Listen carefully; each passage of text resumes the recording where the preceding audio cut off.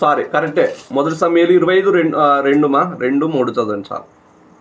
కర్మెలులోని మాయోను నందు ఆస్తి గలవాడొకడు కాపురం ఉండెను. అతడు భాగ్యవంతుడును. అతనికి 3,000 గొర్రెలును 1,000 మేకలును ఉండెను. అతడు కర్మెలులో తన గొర్రెల బొచ్చు కత్తిరించుటకై పోయి ఉండెను. అతని పేరు నాబాలు. అతని భార్య పేరు అబీగయేలు. ఈ స్త్రీ సుబుద్ధి గలదై రూపవసి అయి ఉండెను. అయితే చర్యలను బట్టి చూడగా నాబాలు మోటువాడును దుర్మార్గుడనై ఉండెను. అతడు కాలేబు సంతతివాడు.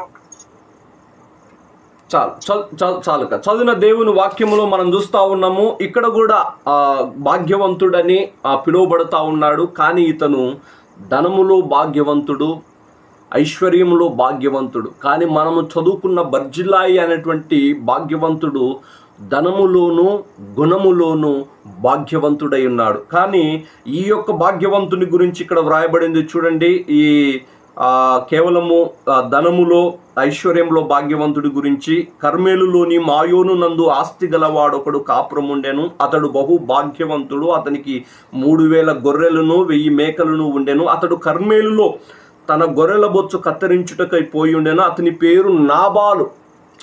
ఈ నాబాలు ధనములో భాగ్యవంతుడు, ఐశ్వర్యంలో భాగ్యవంతుడు. కానీ గుణములో ఎటువంటి వాడంట దేవుని వాక్యంలో మనం చూస్తూ ఉన్నాము. మోటువాడును దుర్మార్గుడునై ఉండెను అని మనం చూస్తా ఉన్నాం. 3వ వచనం చూస్తే, అయితే చర్యలను బట్టి చూడగా నాబాలు మోటువాడును దుర్మార్గుడునై ఉండెను అని దేవుని వాక్యంలో మనం చూస్తూ ఉన్నాం. అటువంటి వ్యక్తిని కూడా దావీదు మహారాజు గౌరవించి ఒక మాట పలికాడు. చదవండి ఆ మాట ఒకసారి.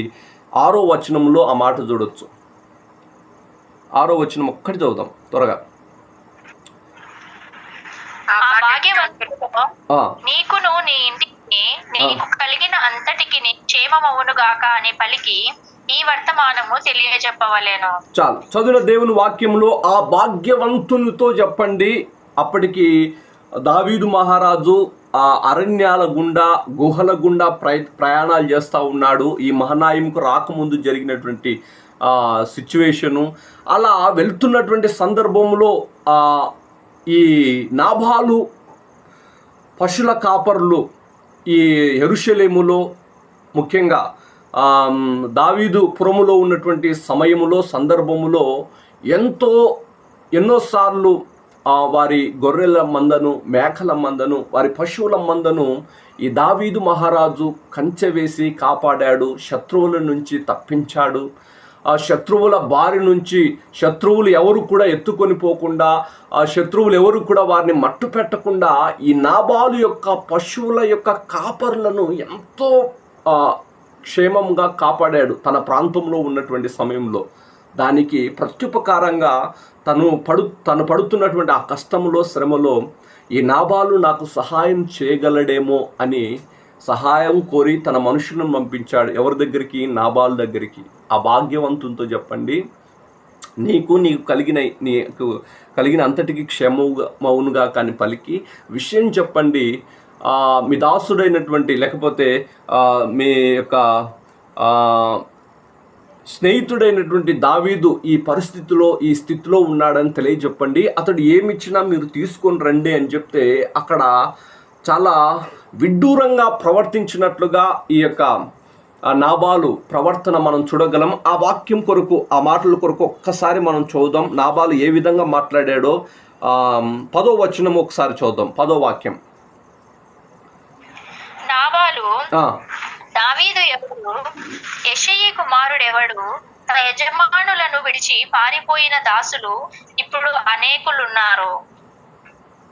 చాలు. చదివిన దేవుని వాక్యములో నాబాలు చెప్తున్నటువంటి మాట ఏంటంటే, దావీదేవుడయ్యా, యెషయి ఎవడు అని చెప్పి వచ్చినటువంటి ఆ యొక్క పనివారి మీద లేకపోతే దావీదు యొక్క జనుల మీద కోపగించుకుంటున్నట్లుగా మనం చూస్తూ ఉన్నాం. తర్వాత ఆయన ఒక మాట ఉన్నాడు, నేను అన్నపానములు సంపాదించుకుంది, నేను నా గొర్రెలు సంపాదించుకుంది, నేను నాకు తెలియని వారికి నేను ఇవ్వడానికి నేను సిద్ధపరిచానా అనేటువంటి కఠినమైనటువంటి మాటలు మాట్లాడినట్లుగా మనం చూస్తా ఉన్నాం. చూడండి, అదే 11వ వచనం, నేను సంపాదించుకున్న అన్నపానములను నా గొర్రెల బొచ్చు కత్తిరించి వారి కొరకు నేను వధించిన పశు మాంసమును తీసి నేను బొత్తిగా ఎరుగని వారికిత్తునా అని దావీదు దాసులతో చెప్పగా, దావీదు పనివారు వెనుకకు తిరిగి దోవ పట్టుకొని పోయి అతనికి ఈ మాటలన్నీ తెలియజేసిరి. అప్పుడు దావీదు వెంటనే కోపపడిపోయి, ఆక్రోశపడి, ఆవేశపడి, అయ్యో, తెలియని నాబాలు యొక్క పశువుల కాపరులకే మనం ఇంత సహాయం చేశాను కదా, కానీ ఒక రాజు కింద సైనికునిగా ఎన్నో యుద్ధాలు చేసిన వాణ్ణి నేను తెలియనని ఏ విధంగా మాట్లాడుతూ ఉన్నాడని కోపముతో నిజంగా దావీదు మహారాజు కత్తి తీసుకొని తన యుద్ధనున్నటువంటి జనులందరూ కత్తులు పట్టుకొని వస్తూ ఉన్నారు. 400 మందిని తీసుకొని వస్తూ ఉన్నాడు దావీదు మహారాజు నాబాలును ఎదుర్కోవడానికి. ఎందుకంటే తెలిసిన వాణ్ణి తెలియడు అని సంబోధించాడు. తెలిసినా కూడా తెలియడని కదా, సహాయం పొందినా కూడా నేను పొందలేదని ఈ విధంగా మాట్లాడినటువంటి నాబాలు మీదికి దండెత్తి వస్తున్నటువంటి సమయంలో సుబుద్ధి కలిగినటువంటి తన భార్య, రూపసి అయినటువంటి తన భార్య అయినటువంటి అబిగయిలుకు నాబాలు యొక్క మనుషులందరూ, పశువుల కాపర్లందరూ ఒక చక్కని మంచి మాటలు చెప్తా ఉన్నారు దావీదు గురించి. ఆ మాటలు చదుదాం ఒక్కసారి. ఆ మాటలు చదుదాం మనము. 15 నుంచి ఆ మాటలు మనం చదుదాం. అయితే ఆ మనుష్యులు 14 నుంచి చదువుతారా? 14 నుంచి 14 పనివాడు ఒక నాబాలు భార్య అబీగయేలుతో ఇట్లనెను, అమ్మా, దావీదు అరణ్యములో నుండి మన యజమానుని కుశల ప్రశ్నలు అడుగుటకై దూతలను పంపించగా అతడు వారితో కట్టుగా మాట్లాడెను. అయితే ఆ మనుషులు మాకెంతో ఉపకారము చేసి ఉన్నారు. మేము పొలములో వారి మధ్యను సంచరించినంత సేపు అపాయము గాని నష్టము గాని మాకు సంభవింపనే లేదు. మేము గొర్రెలను కాయుచున్నంత సేపు వారు రాత్రింబగళ్ళు మా చుట్టూ ప్రాకారముగా ఉండిరి. అయితే మా యజమానునికి అతని ఇంటి వారికందరికి వారు కీడు చేయను నిశ్చయించి ఉన్నారు గనుక ఇప్పుడు నీవు చేయవలసిన దానిని బహు జాగ్రత్తగా ఆలోచించుము.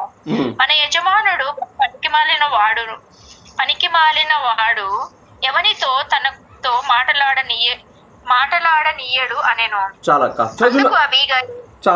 చదివిన దేవుని వాక్యములు నిజంగా ఎంత చక్కగా పనివారు సాక్ష్యం ఇస్తా ఉన్నారు దావీదును గురించి.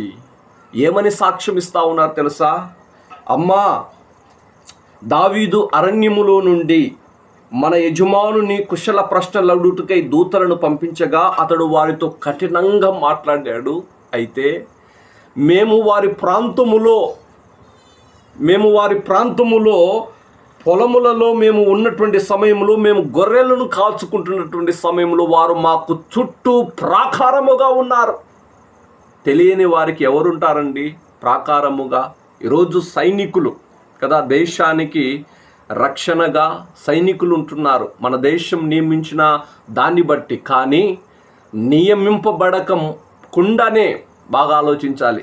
సైనికులు మన దేశానికి రక్షణగా నియమింపబడ్డారు కాబట్టి వారు ప్రాకారముగా ఉండి కాపాడుతూ ఉన్నారు. కానీ దావీదు నియమించలేదు. బాగా గమనించాలి. ఈ నాబాలు నియమించుకోలేదు. కానీ దావీదు శత్రువులకు, తెలియని వారికి ఏం చేస్తూ ఉన్నాడంటే కంచె వేసి కాపాడుతూ ఉన్నాడు. నిన్ను వలె నీ పొరుగు అని ప్రేమించు అని యేసు ప్రభు చెప్పాడు కదా. ఆ మాటను నిజంగా దావీదు గారు ఒక మనిషి ప్రాణము తన ప్రాణంలాగా భావించి, ఒక పరవాసిని తనవాడిగా భావించి ఆ పొలములో ఉన్నప్పుడు, ఆ గొర్రెలు కాచుకుంటున్నప్పుడు, ఆ రేయింబగళ్ళు వారు చుట్టూ జనులను ప్రాకారముగా ఉంచి కాపాడాడంట.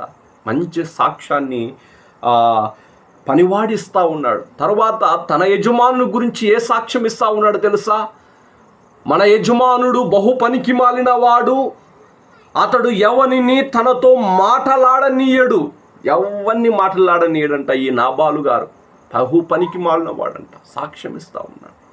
కాబట్టి దావీదును గురించి మంచి సాక్ష్యం ఇచ్చి సుబుద్ధి కలిగినటువంటి అబీగయల్ గారిని, రూపసి అయినటువంటి అబీగయల్ అమ్మను వారు పురిగొల్పి నిజంగా మరి దావీదుకు ఆతిథ్యం ఇచ్చేలా,